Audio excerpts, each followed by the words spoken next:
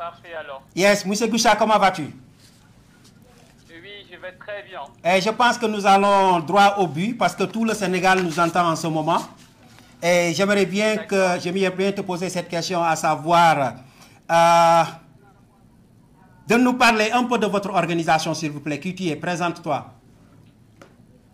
D'accord. Alors, merci beaucoup pour la parole et surtout votre émission. Voilà, c'est une bonne occasion pour nous donner en fait, pour nous permettre en fait à s'exprimer aux yeux en fait de toute l'humanité africaine. Voilà, alors Fakis en question en fait trouve en fait ses origines aux États-Unis d'Amérique par un groupe de jeunes africains apolitiques et amoureux en fait de leur continent, motivés par une volonté d'impulser ces changements dans tous les secteurs de vie sur le continent africain par des analyses pertinentes et féministes en fait et contre le développement, parmi lesquelles l'analyse minutieuse en fait et multitueuse en fait multidimensionnelle des situations sociopolitiques, économiques et culturelles des États africains. L'ingérence impartiale et impérialiste de l'Occident dans les affaires du continent africain, ses causes et conséquences. Le leadership, la mauvaise gestion de la malgouvernance des gouvernements africains, l'absence d'implication, de participation de l'élite jeune et de la jeune féminine dans la construction du continent africain. Voilà, alors nous avons également fait recrudescence des défis nouveaux contre le terrorisme. La croissance démographique de la jeunesse et de la diversité culturelle, l'absence d'union entre les mouvements panafricains et ou les actions panafricaines. Convaincus par la défédéralisation des États africains pourra garantir la sécurité, la croissance économique et le développement durable du continent. Merci beaucoup Antoine de cette présentation. Je pense que l'Afrique a besoin des organisations pareilles, parce que c'est la lutte, c'est ça qui nous permettra de développer l'Afrique et de conscientiser les gens. Mais la question que j'ai à vous poser pour le moment, est-ce que vous êtes en ce moment au Sénégal? Exactement, ici au Sénégal actuellement. Ok, s'il vous plaît, est-ce que tu peux nous présenter la situation du Sénégal en ce moment après les 72 heures d'activité? D'accord, merci beaucoup, c'est très gentil pour cette belle question. Alors, pour tous ceux qui veulent comprendre un peu la situation actuelle du Sénégal depuis en fait la semaine dernière, alors sachez que Ousmane Sonko en question est un ancien fonctionnaire inspecteur des impôts de domaine radié de la fonction publique par Macky Sall en 2016 parce qu'il dénonçait les anomalies fiscales bien avant sa radiation en janvier 2014 dans un souhait de renouveau politique. Sonko et plusieurs jeunes fonctionnaires sénégalais mettent en place PASTEF, patriotes du Sénégal pour le travail, l'éthique et la fraternité. Depuis sa création, PASTEF gagne de plus en plus de terrain dans l'alarme politique sénégalaise au point que son leader se positionne en principal opposant contre le régime Sall qui a eu à liquider en fait injustement Karim Wade, Khalifa Sall et à faire Kosmine en fait Idrissa Seck. Ousmane Sonko est caractérisé par sa jeunesse, sa détermination, sa clairvoyance, son intelligence et sa fougue. La majorité des jeunes Sénégalais adhèrent fermement à la clarté de son discours, fait de cocktail de nationalisme, de panafricanisme et de sankarisme. Lors des élections présidentielles de 2019, pour une première participation, il obtient un résultat satisfaisant de 15% des suffrages, en se positionnant troisième derrière en fait Idrissa Seck. Après 2019, la montée en puissance du leader de PASTEF devient inéluctable.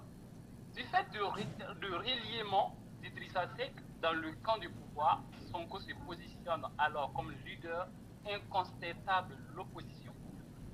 Il est considéré par le camp du pouvoir comme le vis-à-vis qu'il faut éliminer coûte à coûte avant les prochaines élections électorales. Ainsi, après de nombreuses tentatives de liquidation, de fausses accusations et d'attaques sur la personnalité de Sonko, le 2 février 2021, une fille du nom de Adji Sarr travaille dans un salon de massage, puis beauté, accuse l'opposant de viol et de menace de mort. Très vite, Ousmane Sonko nie les accusations et les qualifie de complot politique ourdi par Macky Sall et son entourage. Il reconnaît cependant avoir fréquenté le salon de massage, mais sous prescription médicale afin de soulager ses douleurs lombaires. Dans la foulée, il évoque son immunité parlementaire et refuse légalement de déférer à la convocation de la section de recherche. Il appelle aussi ses militants, de sympathisants, à résister face à cette forfaiture. Plusieurs cadres de FASTEF, du numéro 2, Biram Souley Diop, de ses activismes comme Mario Sagnan et Hassan Diouf sont arrêtés chez eux sans aucun motif valable. Et tenez-vous bien que ces derniers ont été également arrêtés à la même date, le 3 mars. Toutes ces arrestations ont été faites en fait le 3 mars. La date du 3 mars, nous nous posons la question, le monsieur, il a quel problème avec cette date en question? Parce que tous ses opposants principaux, là, les principaux, il les a arrêtés en fait le 3 mars. Le 3 mars. Le 3 mars, voilà. Khalifa Sall a été arrêté le 3 mars, Mario Sagnan il a été arrêté le 3 mars également. Quelques jours après, en fait, les députés sont convoqués pour entamer la procédure de la levée de l'immunité parlementaire de Sonko afin de les livrer à la justice. Entre-temps, l'enquête fait l'objet de nombreux rebondissements et s'oriente de plus en plus vers la thèse du complot. Ainsi, le 3 mars, deux journalistes ayant réussi à avoir le procès verbal de l'enquête découvrent que non seulement les déclarations de la supposée victime contiennent plusieurs mensonges et incohérences, mais également le rapport du médecin légiste fait état d'absence de rapport sexuel. À cela s'ajoutent de nombreux témoignages de nombreux de la famille de la supposée victime qui la dépeignent comme une fille facile, menteuse, obnubilée par l'argent. Le dernier témoin est de sa mère adoptive qui assure l'avoir attendu de parler, de raconter avec Macky Sall. Sur ces entrefaites, les pro-Sonko réussissent à identifier plusieurs membres du pouvoir impliqués dans ce complot, comme le jeune Siri Mbaye, militant de Macky Sall et neveu des responsables politiques et une avocate, épouse secrète du ministre de l'Intérieur. De plus, le patron du salon fait une sortie dans laquelle elle dénonce les mensonges et les comportements suspects d'Adji Sarr avec les accusations et soutient avec été contacté par des gens qui l'ont proposé plusieurs millions de francs CFA afin qu'elle témoigne contre son. Les enquêteurs de la gendarmerie semblent orienter l'enquête vers la thèse du complot, mais à la surprise générale, le procureur ordonne l'arrêt des investigations et fait transférer le dossier du juge d'instruction du 8e cabinet. Celui-ci, après la levée de l'immunité parlementaire, sont issus d'une procédure jugée très vicieuse par plusieurs députés et analyse politique, décide enfin de convoquer Ousmane Sonko le 3 mars à 9h. Hésitant, en premier lieu, Sonko décide de déférer finalement à la convocation pour préserver la paix sociale. Le jour J à 8h, Sonko quitte son domicile avec un cortège composé de ses avocats, de son protocole et de ses journalistes pour aller répondre au juge quand il a été kidnappé par la police et bim, les ministres de Macky Sall sont en train d'être comptés.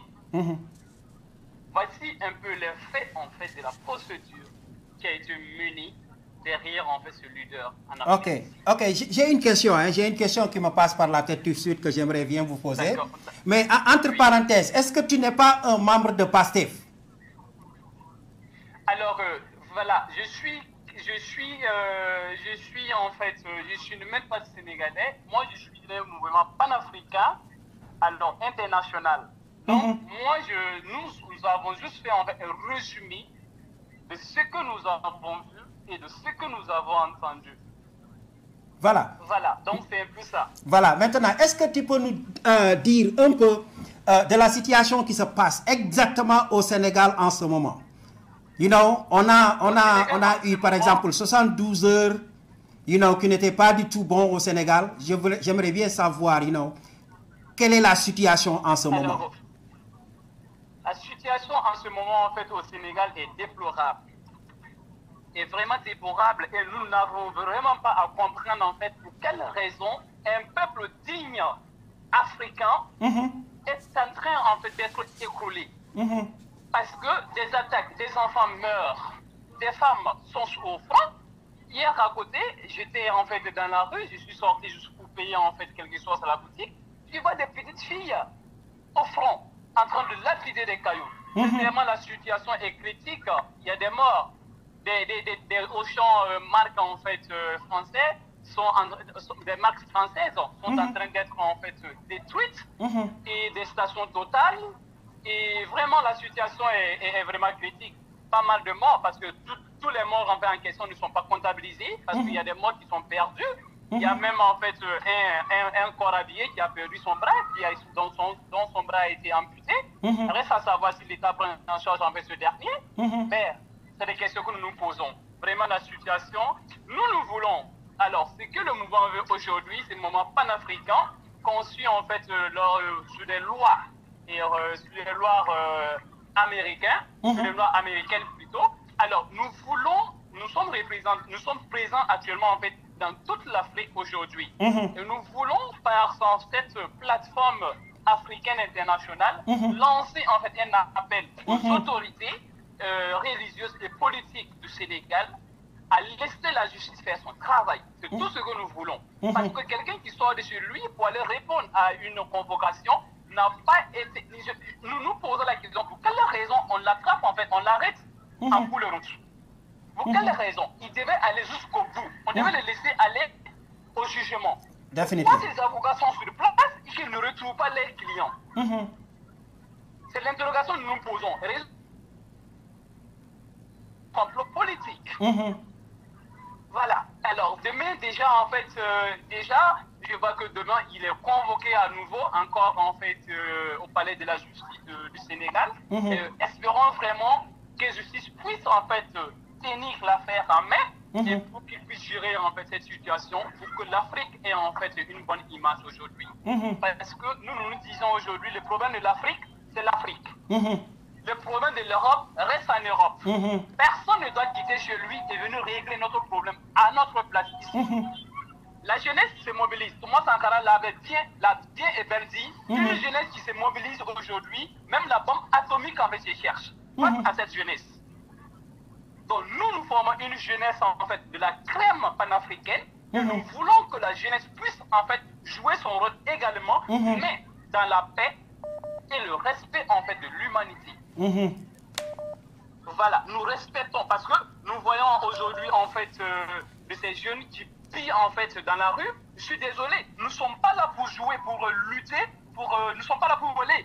Non, nous sommes là pour lutter pour le bien-être de tous. Mais si vous partez par exemple aujourd'hui casser un marché, un supermarché par exemple, mais c'est les Sénégalais eux-mêmes, c'est la jeunesse même qui travaille en fait dans ces supermarchés. Quand vous cassez ce supermarché, et demain, comment est-ce que vous allez travailler? Il y a une famille qui vit en fait de ces supermarchés. Bien vrai que c'est une marque française, mais c'est les Sénégalais qui sont en train de travailler là-bas. Ils sont payés à la sueur de leur effort. Donc, je me dis qu'aujourd'hui, c'est pas normal. Là, c'est pas normal. Si nous voulons la liberté, que nous partons sur les bonnes bases. Nous ne pouvons pas aller, parce que là, déjà, si la jeunesse se donne à piller ou à braquer, au braquage, au consort, nous n'avons plus raison, en fait, sur ces droits. Mais en tant que... Oui. Ok. Au nom de votre organisation, qu'est-ce que vous attendez? Par exemple, qu'est-ce que vous attendez? Parce que j'ai vu que le président Macky Sall, jusqu'à présent, il ne s'est pas encore adressé à la population sénégalaise. Il a envoyé des émissaires. Il a envoyé 3 personnes. Tu m'entends? Allô? Oui, je reçois. Ah, tu me reçois bien, hein? Donc, ce que je veux dire, qu'est-ce que vous attendez au président Macky Sall? Qu'est-ce qu'il doit dire aux Sénégalais? Parce qu'il me semble que jusqu'à présent, il n'a pas encore fait face à la situation et parler aux Sénégalais par rapport à la situation. Qu'est-ce que tu penses? Qu'est-ce que vous attendez de lui? Voilà, alors chez nous, en fait, notre Fakizi, qui signifie Farafin, Kizalento, Zekoula, voilà, qu'on appelle, qui se résume en fait en Fakizi, non-africain, tiré de la langue africaine, dont l'intention serait de faire la promotion des valeurs culturelles africaines. Alors, ça signifie africain, tiré de la langue manding. Farafin, c'est en manding. Farafin, c'est-à-dire le noir, le nègre. Voilà, qui les ento signifie patriotisme, patriotique, tiré de la langue Swahili. Alors, Jekoula signifie rassemblement, tiré de la langue Bissa, qui est une langue burkinabé. Alors, rassemblement patriotique africain. Alors, RPA. RPA, aujourd'hui, nous voulons pour le Sénégal une justice, en fait, parfaite. Tout ce que nous voulons. Aujourd'hui, Macky Sall, raison pour laquelle nous avons décidé de donner notre voix aujourd'hui à Tempo TV pour que les Sénégalais puissent nous écouter et pour que toute l'humanité africaine sache qu'il y a un mouvement panafricain aujourd'hui qui lutte en fait pour cela. Alors nous voulons, ce président, il est silencieux, il a toujours été silencieux. Il n'a pas un mot à dire pour le moment parce qu'il n'est pas seul. Il n'est pas un dirigeant de ce pays. Le pays est dirigé, l'Afrique en général est dirigée par d'autres personnes, par d'autres présidents qui ne sont pas de l'Afrique.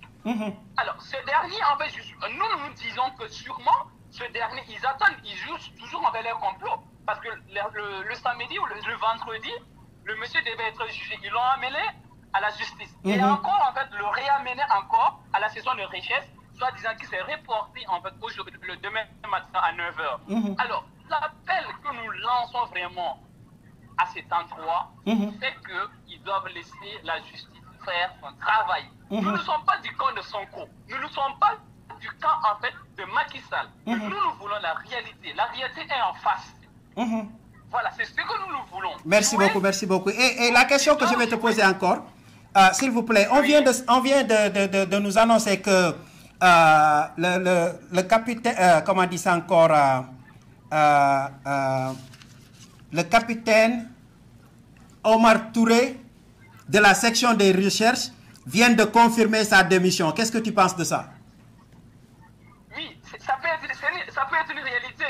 C'est pas la seule démission. C'est pas la seule démission en question parce que même il y a des maires qui ont démissionné. Il y a des maires qui ont démissionné.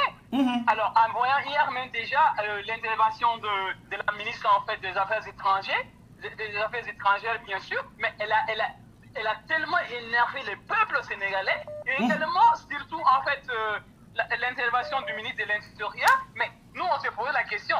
Les gens parlent de moutons, lui, il vous parle en fait de poulet. Mais nous ne sommes pas sur la même longueur en fait d'avancement des choses. On est désolé. L'Afrique doit vraiment s'accentuer sur ses faits et régler son problème en fait comme il se doit et comme ça se doit en fait. On ne doit pas aller faire appel à une autre nation, mais entre Africains ici, nous pouvons gérer notre problème. On n'a pas besoin d'appeler la France, ni les États-Unis s'impliquer là-dedans. Nous pouvons le gérer entre nous ici. Macky Sall aujourd'hui, l'appel à lui, il paraît-il qu'il a lancé en fait un groupe, il a envoyé en fait un groupe de personnes aller rencontrer le chef des Maurice.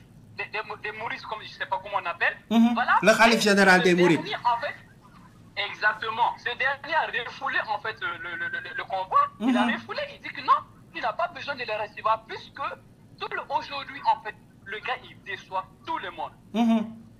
Voilà, il déçoit tout le monde. Parce que nous ne voyons vraiment pas pour quelle raison ils se mettent dans cette affaire. Cette affaire, c'est entre deux personnes. Une femme et un monsieur. et ça se faisait. S'il n'était pas député, s'il n'était même pas en fait opposant, l'affaire n'allait pas arriver en fait au niveau du gouvernement. Et qu'est-ce que le gouvernement fait dans cette affaire? On se pose la question. Le gouvernement a quoi à avoir en fait dans cette affaire? Rien. Jusqu'à ce que lever l'humanité en fait parlementaire du monsieur. Mais on se pose la question. Pour quelle raison? C'est parce que nous, ils donnent raison à la population aujourd'hui que c'est un complot. Un complot politique. Yeah, et aussi j'ai la question suivante, c'est-à-dire en parcourant par exemple le discours de Antoine Diome, le ministre de l'Intérieur, et Idrissa Seck et also ABC, le médiateur de la République, j'ai entendu le mot terrorisme, tu vois, le mot terrorisme, comme quoi que parmi les Sénégalais qui étaient en train de descendre dans la rue pour se manifester, il y avait des terroristes dedans. Est-ce que ça, c'est une vérité? Oui, en fait, il y a plusieurs façons de parler de terrorisme, puisque le terrorisme aujourd'hui est devenu en fait un fléau en fait général dans le G5 Sahel, alors dont en fait mon pays en fait partie, le Burkina Faso. Donc le terrorisme en fait en question est sorti de la bouche de ce monsieur. Je le suivi en direct moi en personne. Voilà, il a fait ressortir le terrorisme. Mais je pense qu'il y a plusieurs manières de comprendre en fait l'énoncé de son terrorisme, de son mot terrorisme. Non mais voilà, s'il vous plaît, monsieur Adama. Oui. Je pense que moi dans mon émission chat, je l'appelle chat, hein. Tu vois. Le problème est que nous tous nous savons que quand il parle de terrorisme, il colle ce mot-là aux djihadistes. C'est-à-dire, ils veulent faire savoir aux gens, aux Sénégalais, que peut-être Ousmane Sonko est en train de les amener dans un cadre de terrorisme. Si je comprends bien, est-ce que c'est pas ça? Si je ne dis pas la vérité aussi, il faut me démentir. Vas-y. Je pense que c'est dans ce sens. Alors, oui, bon... Peut-être tu es mal placé pour répondre à ça, mais je pense que moi, c'est ce sens qu'il me donne quand il parle de terrorisme. Oui, en fait, comme vous le savez bien, tout le monde a le droit, en fait, de l'expression, à l'expression, voilà. Donc, il s'est exprimé à sa manière. Donc, vraiment, le mot terrorisme. Alors, mais parce que, sincèrement, aujourd'hui, quand vous voyez la jeunesse et voir la manière dont Ousmane Sonko, c'est un leader. C'est un leader, il est jeune. Et la jeunesse aujourd'hui, en fait, il les inspire. Il inspire la jeunesse. Alors, vu le mouvement de la jeunesse, et vu la manière d'agresser et de toucher, en fait, le cœur de ce gouvernement, de ce régime-là, il n'a pas d'autre mot, en fait, à qualifier cela que de terrorisme, en fait. Voilà. Il n'a pas d'autre mot. Parce que le Sénégal, c'est un pays religieux. C'est un pays digne de musulmans et de chrétiens. Et les deux religions s'entendent très bien. Depuis, je suis là, il y a fait 5 ans que je suis au Sénégal, et je connais comment ces gens-là vivent. Ils sont sympas, ils sont silencieux, c'est des personnes, tant que tu ne les touches pas, ils ne vont jamais te toucher. Ça c'est vrai, ça c'est vrai. Ils sont dans leur coin, il ne faut jamais les provoquer. Quand tu les provoques, il va t'avertir. Mais au Sénégal, lever même sa main, taper quelqu'un, c'est déjà un délit au Sénégal. Ça, c'est un délit. Tu ne peux pas être la meilleure personne à lever ta main pour taper un être semblable. Ce n'est pas possible au Sénégal. Tout de suite, on te condamne. Je respecte le Sénégal. Vraiment, l'appellation Teranga, c'est la Teranga. Mais aujourd'hui, je ne reconnais pas ce pays-là, en fait, en tant que Teranga. Oh là là, oh là là, oh là là. En tout cas... La raison pour laquelle, en fait, ce ministre, le ministre de l'Intérieur a traité cela, en fait, de terrorisme. Ce n'est pas du terrorisme, en fait. Ce n'est pas du terrorisme, désolé. Ce n'est pas du terrorisme. Mais sa manière, il n'a pas d'autre mot pour qualifier en fait, le dynamisme en fait, de cette jeunesse aujourd'hui, il a introduit ce mot-là. Il regrette, je pense, à son niveau aujourd'hui, il regrette d'avoir en fait prononcé ces mots. Oui, parce qu'il me rappelle, je me souviens, quand Abdou Diouf avait traité de la jeunesse sénégalaise une jeunesse malsaine. Quand j'écoutais le discours de Antoine Diome, ça me rappelle ça, quoi. Ça me rappelle ça, c'est-à-dire faire face à la nation et les insulter. Exact. Yeah. En tout cas... quelque chose cela. Mais voilà. Alors, si vous me permettez, bien sûr, dans nos objectifs, bien sûr, en fait, c'est de viser à créer du mouvement Fakir, c'est de créer en fait une intégration forte entre les États africains. Alors, la déclaration que nous voulons faire aujourd'hui sur ces antennes Tempo TV, c'est selon nos missions que nous voulons vraiment faire cette déclaration sur cette antenne pour que toute la nation africaine puisse écouter et savoir qu'il y a toute une jeunesse africaine, la crème panafricaine, qui est en train d'écouter l'Afrique et amener l'Afrique en fait à régler ses problèmes elle-même. Alors, la mission en fait de Fakir sera celle de inciter la jeunesse africaine à comprendre l'importance de l'intégration politique, socio-économique et culturelle de l'Afrique à travers l'éducation, la sensibilisation et la formation des Africains sur les questions d'entrepreneuriat. Ça fait partie de nos missions. La convergence de toutes les organisations panafricaines à travers le monde pour mener à bien le combat pour la libération de l'Afrique. Travail à amener le peuple africain vers une paix définitive. Et ce travail à amener le peuple africain à travers une paix définitive que nous sommes en train de travailler aujourd'hui, que nous faisons appel à l'autorité sénégalaise de défendre les intérêts des membres de Fakir, bien sûr, partout dans le monde entier, et surtout le Sénégal. L'autorité sénégalaise doit vraiment défendre les intérêts du Sénégal vis-à-vis des autres nations. Être un tremplin pour l'épanouissement de ses membres et sympathisants. Contribuer à l'éducation, à l'éveil et à la promotion de la citoyenneté et du leadership en Afrique. Mettre en œuvre des projets de développement en faveur des différentes couches sociales vulnérables en vue de lutter contre la pauvreté et le sous-développement. C'est sur ce que nous voulons qu'aujourd'hui, Macky Sall en question, qu'il laisse en fait ce régime tranquillement et laisser la justice faire son travail. Il n'a rien à voir dans cette affaire. C'est ce que nous voulons en fait prononcer aujourd'hui pour que vous sachiez que ce mouvement est bien et bel à jour aujourd'hui, alors que son siège se trouve à New York actuellement et nous avons des différentes sections dans notre région africaine. En tout cas, je te remercie beaucoup, et je vais vous faire savoir que aussi nos portes sont ouvertes. Contactez Tempo Afrique TV et nous allons travailler ensemble. En tout cas, je vous encourage. Et je pense que demain aussi, je serai en direct parce qu'on doit couvrir ce qui se passe au Sénégal, dans le but de permettre à toute la diaspora de savoir au juste ce qui se passe au Sénégal.